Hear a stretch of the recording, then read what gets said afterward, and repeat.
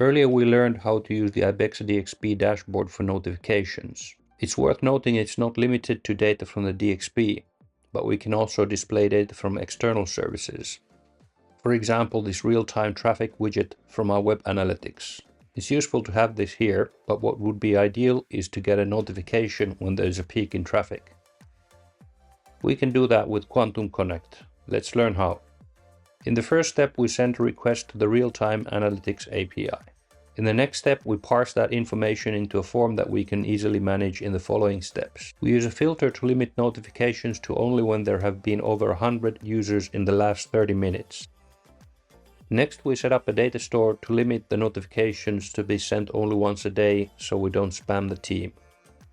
In the first data store step, we check if there's a value for the current day.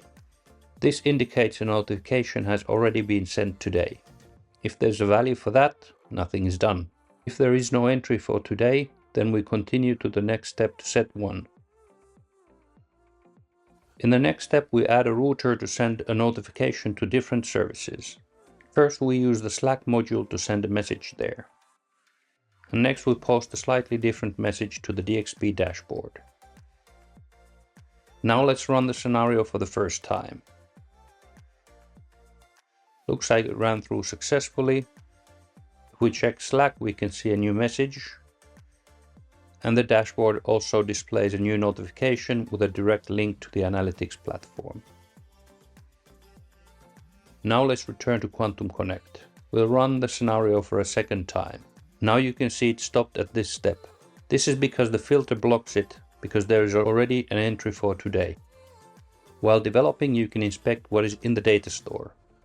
It is essentially a simple database that we use to keep track of snippets of data. In our case, whether notifications have been sent today or not.